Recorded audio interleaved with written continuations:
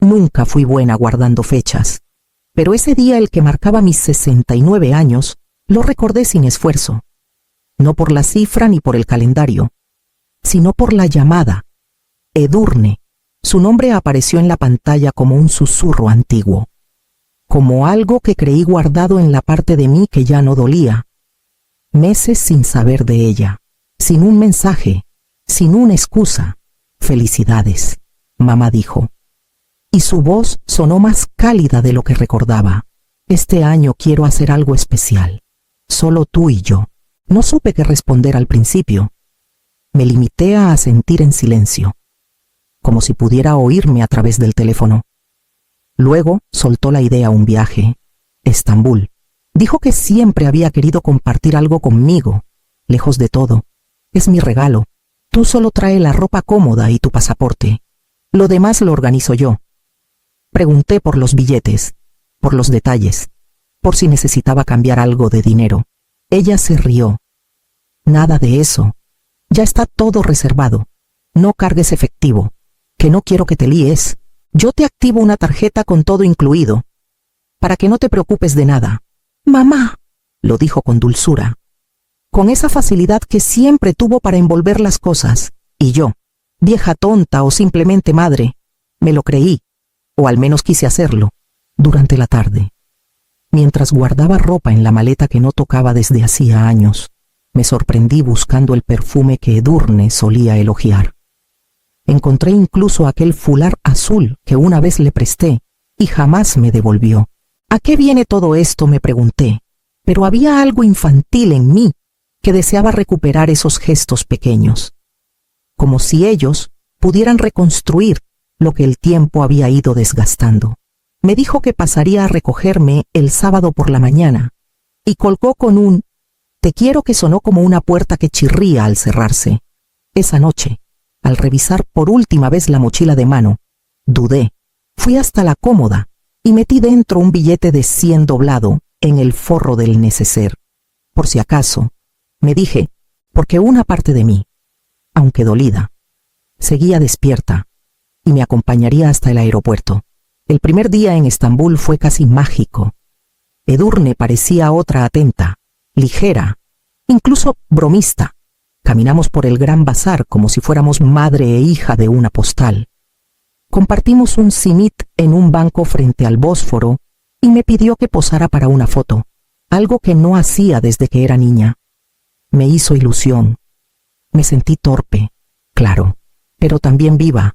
Me acosté esa noche con los pies doloridos y el corazón un poco menos frío, pero al despertar, todo había cambiado. Edurne no estaba en la habitación. Pensé que habría bajado a por café. Esperé 1 hora, luego 2. Al bajar al comedor, me dijeron que nadie con ese nombre se había registrado. Volví a la habitación y busqué su mochila, su maleta, cualquier rastro, nada. Solo quedaban mis cosas y una nota en el escritorio. Salgo a resolver algo. Descansa. Fui a la recepción. El hombre detrás del mostrador me atendió en inglés. Le pregunté si podía confirmar nuestras noches. Tecleó un momento y alzó la vista. Solo figura una noche, señora. Y ya ha sido abonada. Le mostré la tarjeta que me había dado Edurne. No funcionó. Lo intentó 3 veces. Tarjeta inactiva, señora. Volví a la habitación con una presión en el pecho que no sabía si era angustia o incredulidad. Abrí el bolso. Pasaporte. No estaba. Revisé toda la maleta, cada bolsillo, cada rincón. Me senté en la cama y me miré las manos. No temblaban, pero tampoco se movían. Caminé hasta el consulado español. Esperé en una sala blanca y estéril que olía a desinfectante, cuando por fin me atendieron. El funcionario me observó con cautela. Nombre completo, Leocadia Ferretis, tecleó. Frunció el ceño. Usted presentó ayer una solicitud por pérdida de documentación. No. Acabo de llegar. Curioso, dijo, porque ya hemos recibido una notificación desde Estambul Medical Center. Diagnóstico provisional: desorientación leve. Conducta confusa. Me quedé quieta. Noté cómo una brisa de algo muy antiguo se me colaba por dentro, traición, no de cualquiera, de sangre, y entendí que no se había olvidado de mí. Me estaba borrando con cuidado. La librería olía a papel viejo y café mal colado. Pero en ese rincón, entre diccionarios en turco y novelas polvorientas, encontré un pequeño milagro Wi-Fi gratuito. Pedí un té sin entender al camarero, y él, con una sonrisa amable, me señaló un enchufe y me ofreció un viejo cargador universal. Tardé casi 10 minutos en encender el móvil. Lo había apagado por desesperación, no por batería. La conexión era lenta, pero logré acceder a mi viejo correo, un Gmail que ya solo usaba para recibir facturas electrónicas y algún cupón del supermercado. Busqué el supuesto correo de Edurne con la reserva del hotel. No existía, pero entre los últimos mensajes había uno reenviado. El asunto era confuso. FW Informes Revisión. Estaba dirigido a mí, pero claramente no debía de haberlo recibido. Lo abrí con el pulso contenido. Dentro, una cadena de mensajes entre Edurne, su marido Aitor y un tal doctor Moragues. Reconocí el nombre. Era aquel psiquiatra que años atrás ayudó a la hermana de Aitor tras un episodio de ansiedad. Recordaba incluso haberlo saludado una vez en una cena familiar. El mensaje era breve, impersonal. Adjunto se encontraba un informe firmado donde se sugería que yo presentaba señales progresivas de deterioro cognitivo, confusión espaciotemporal e incapacidad para la autogestión económica. La firma era clara, el membrete. Oficial, la fecha. De hacía 3 semanas. Seguí leyendo. Edurne respondía al doctor con un gracias. Esto nos sirve para iniciar el trámite del poder notarial urgente. Y luego, a Aitor. Todo encaja. Si mamá no vuelve pronto, podremos actuar sin su presencia. Volví a leer esa línea 3 veces. No era error. No era un malentendido. Era una estrategia. Una operación silenciosa. Yo no me había perdido. Me habían planeado perder. Desde antes de embarcar, cerré el correo, dejé el té enfriarse. Sentía algo más agudo que el miedo lucidez. Ya no podía permitirme el lujo de confiar, ni en ella, ni en nadie cercano a su sombra. Y si habían trazado un plan sin mi consentimiento, ahora me tocaba trazar uno sin el suyo. No sabía exactamente qué hora era en Valencia, pero llamé igual. Marqué el número de Carmen como quien pulsa un botón de emergencia. Había sido mi compañera en el banco durante más de 20 años. Y aunque la vida nos llevó por caminos distintos, sabíamos que si una caía, la otra contestaba. Leocadia dijo al segundo tono, con voz rasposa de madrugada, ¿dónde estás? Le conté todo, sin adornos, sin llanto. La desaparición de Edurne, la nota médica falsa, el correo reenviado. Carmen no interrumpió ni una sola vez. Escuchaba como quien ya sospechaba algo. ¿Tienes acceso a correo? Teléfono. Conexión, preguntó cuando terminé. Sí, estoy en una librería. Me están ayudando. Bien, dijo. Entonces vamos a movernos, pero rápido. En menos de 1 hora. Me mandó un documento para firmar electrónicamente. Era una declaración jurada de capacidad mental y una solicitud de protección patrimonial. También me recordó algo que yo había olvidado años atrás. Tras la muerte de mi marido, había firmado un poder notarial preventivo en caso de enfermedad o desaparición forzada. Carmen fue la testigo. Ese poder sigue vigente, Leocadia. Y si tú lo ratificas desde allí, puedo activarlo desde aquí. Sentí que se me aflojaban las piernas, no de debilidad, sino de alivio.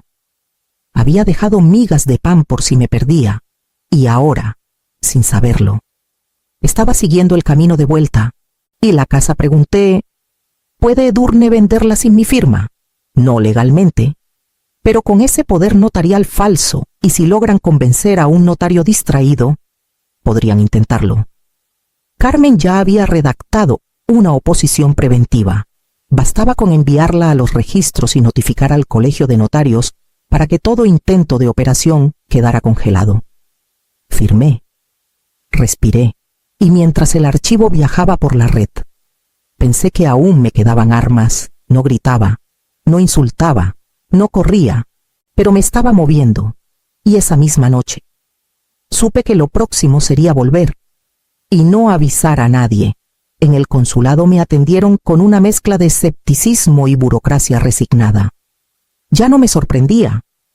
Habían recibido una versión distorsionada de mí, una mujer mayor, supuestamente confundida, que había extraviado papeles y memoria, pero cuando entregué la documentación, miraron 2 veces, y cuando firmé la declaración con trazo firme y recto, sus dudas empezaron a tambalearse. El pasaporte de emergencia estaría listo en 24 horas. No era un lujo, era una rendija de dignidad. Pasé la noche en un pequeño hostal cerca del consulado, sin televisión, sin reloj, sin certezas, pero con algo que no sentía desde hacía días: dirección. Carmen, mientras tanto, no perdía el ritmo. Me enviaba mensajes cada 2 horas. Ya había presentado la oposición notarial.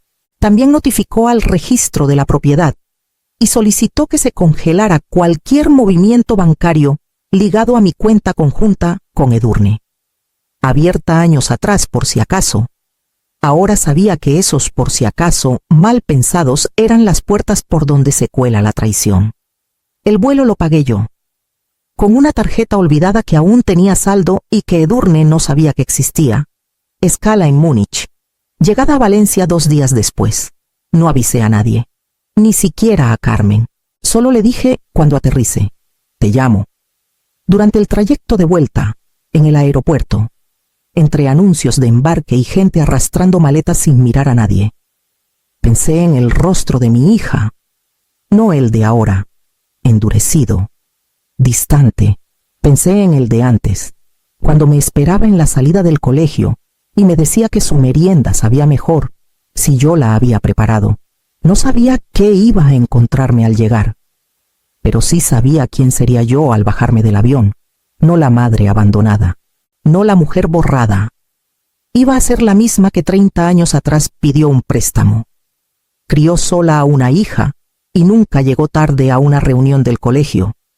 Y esa mujer, con el pasaporte recién emitido, acababa de volver. Aterrizar en Valencia fue como despertar de un sueño turbio con las manos aún atadas. No avisé a nadie. Tomé un taxi desde el aeropuerto, con la maleta pequeña y el pasaporte aún caliente en el bolso. Le pedí al conductor que me dejara una calle antes. Quería verla desde lejos. Quería ver cómo la usaban sin mí. La fachada de mi casa estaba igual, pero algo había cambiado en el aire. Había música, risas y una cadena de luces blancas, frías, colgando en la galería donde antes colgaban mis geranios, en la puerta. 3 coches aparcados, uno de ellos con matrícula extranjera. Me acerqué caminando despacio, arrastrando la maleta por la acera como si fuera otra anciana más volviendo del mercado. Nadie me miraba. Las voces venían del patio. Me detuve frente a la reja. Desde allí vi a Edurne, vestido rojo, copa en mano, riéndose con 2 hombres que no conocía. En el centro de la mesa, un sobre beige y un sello notarial. Mi madre no volverá, dijo ella, como si fuera una anécdota graciosa. Está perdida en Turquía. Pobrecita, con suerte. Ni recuerda la dirección. Todos rieron. Uno de los hombres alto, con barba y gesto de inversor, le ofreció la copa para brindar. Edurne alzó su copa también, sin saber que yo, desde la acera, la observaba en silencio, que cada palabra suya era un clavo más en la puerta que estaba a punto de abrir. Sentí algo extraño, no rabia, no tristeza, solo una certeza serena.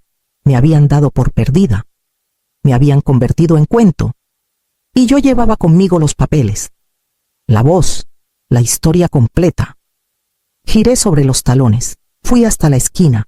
Allí, Carmen me esperaba dentro de su coche. Asintió sin preguntar. Era hora de entrar, no para discutir, para recuperar lo que nunca dejé de ser. Carmen abrió la puerta sin dudar, como si fuera suya. Detrás de ella, el funcionario del juzgado vestía traje gris y llevaba una carpeta gruesa bajo el brazo. Yo fui la última en cruzar el umbral, arrastrando la maleta que Edurne creía olvidada en otro continente. El salón estaba lleno de voces congeladas. 3 personas se giraron hacia nosotras. El brindis quedó suspendido en el aire. Edurne, al verme, palideció. Su copa tembló, pero no la soltó. ¿Qué? Fue lo único que logró decir. Pero tú, ¿cómo? No vengo sola, le dije, sin alzar la voz, y tampoco vengo tarde. Carmen se adelantó. Colocó los documentos sobre la mesa con gesto firme. El funcionario judicial leyó en voz alta orden de revocación de cualquier trámite de venta, oposición notarial presentada y poder preventivo activado. Con plena validez, añadió una copia del nuevo pasaporte y un informe firmado por la autoridad consular. Uno de los hombres, el de la barba, recogió su abrigo sin decir palabra. El otro murmuró algo a Edurne y se marchó también. Solo ella se quedó ahí, paralizada, sin saber si fingir indignación o sorpresa. ¿Cómo te enteraste?, logró articular. ¿Quién te ayudó? Yo misma, le dije. Solo necesitaba un poco de tiempo y que me dejaras espacio para respirar. Se acercó un paso, pero no lo completó. Carmen la observaba con una serenidad quirúrgica. El funcionario comenzó a anotar los nombres de los presentes. Todo era frío, meticuloso, limpio. Nunca confundas el silencio con sumisión, le dije entonces. Despacio. Y no vuelvas a apostar con mi memoria, porque la tengo entera. Edurne no contestó. Solo retrocedió medio paso, como si la alfombra ya no le perteneciera.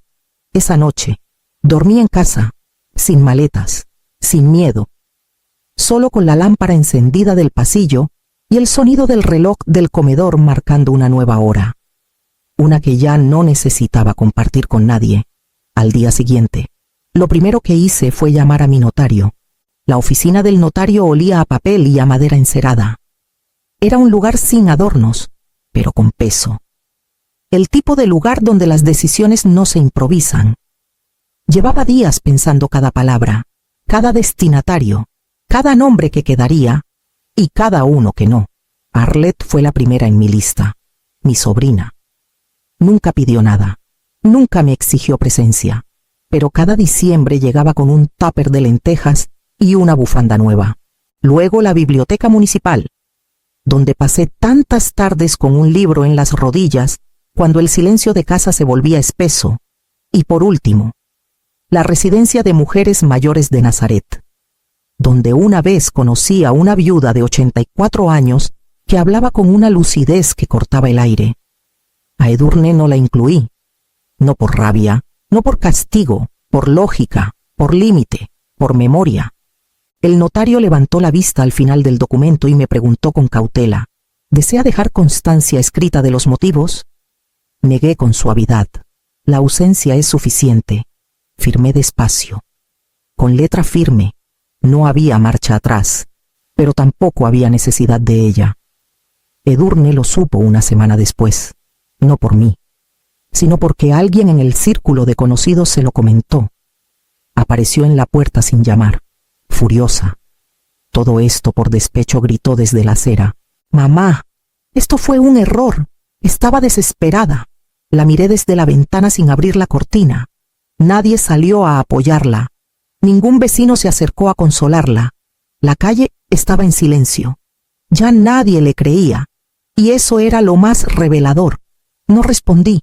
Solo me giré y regresé al salón, en la mesa. Las lentejas se enfriaban, pero el mantel bordado seguía limpio. Me senté, sola, en paz, y comprendí que a veces la herencia más clara no es lo que dejas, sino a quién decides no dejarle nada. El timbre sonó una mañana de cielo limpio, justo cuando terminaba de colgar la ropa en el tendedero. No esperaba a nadie. Desde el porche vi una figura parada frente a la verja Edurne, con el rostro desmaquillado, los ojos hinchados y una bolsa de papel entre las manos. No hizo ademán de entrar, ni de hablar fuerte, solo esperó. Me acerqué sin prisa, abrí la puerta de hierro sin palabras. No la invité a pasar. Se quedó de pie, bajo la sombra del limonero, como si supiera que dentro ya no tenía lugar. No vengo a discutir, dijo con voz baja.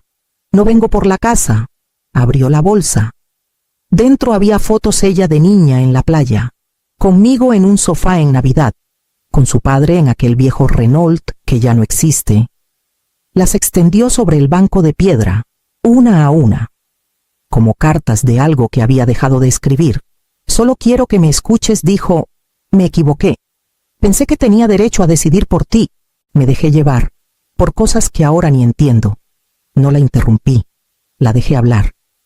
Habló de miedos, de culpas, de vacíos. Habló mucho. Yo no, porque a veces lo más difícil no es perdonar, sino no llenar el silencio con justificaciones. Cuando terminó, esperó. Buscó en mi cara alguna grieta, alguna puerta que pudiera empujar, pero no había ninguna. Le señalé la bolsa. La recogió. Volvió a guardar las fotos con cuidado, como si las envolviera para no romperse ella misma. Pensé que eras débil, murmuró, bajando la mirada. Y por eso perdiste, respondí, sin rabia, sin altivez, solo con la voz de quien se ha sostenido de pie cuando todo quiso empujarla al suelo. Le abrí la verja. Salió sin mirar atrás. No hubo abrazo, ni promesas, solo la certeza de que a veces lo que no se dice es lo más definitivo. Esa tarde, mientras regaba los rosales, pensé en todo lo que uno aprende cuando deja de suplicar amor, y comprendí que, aunque ella se marchara con las manos vacías, yo por fin caminaba con las mías completas. La primera tarde del taller, llegaron 6 mujeres, algunas con bastón, otras con carpetas bajo el brazo, todas con esa mezcla de entusiasmo y cautela que da la edad. Yo las recibí con una tetera caliente, galletas de avena, y una frase escrita en la puerta, sobre una cartulina que colgué con pinzas. Aquí no se pide permiso para tener voz. Nos sentamos en círculo, como si el salón de mi casa fuera un refugio. Hablamos de cuentas corrientes, de cláusulas abusivas, de cómo leer una hipoteca sin temblar. Pero también hablamos de lo que no figura en ningún contrato, del valor del no, del derecho a decidir hasta el final, del silencio que tantas veces se nos exigió como parte del cariño. Una de ellas, Concha, me preguntó al final de la sesión si tenía familia. Sonreí, no respondí. Me limité a servirle más té. Al salir, otra mujer, Reme, vecina del barrio, se detuvo en el umbral. Usted es la que volvió desde Turquía, ¿verdad? No, le dije, acomodando las tazas en la bandeja. Soy la que nunca debieron subestimar. Me miró en silencio. Luego asintió como quien entiende algo sin necesidad de que se lo expliquen. Cuando todas se marcharon, recogí la sala con calma, guardé los folletos, lavé las tazas, doblé las mantas del respaldo del sofá. La casa estaba en silencio. Pero ya no era un silencio que pesara. Era un silencio que abría espacio. Encendí la lámpara del porche, esa de luz cálida que Edurne había reemplazado por un foco blanco y gélido. Volví a cambiarla hace semanas. Ahora brillaba con suavidad, sin imponer nada, sin llamar. Solo estaba, como yo.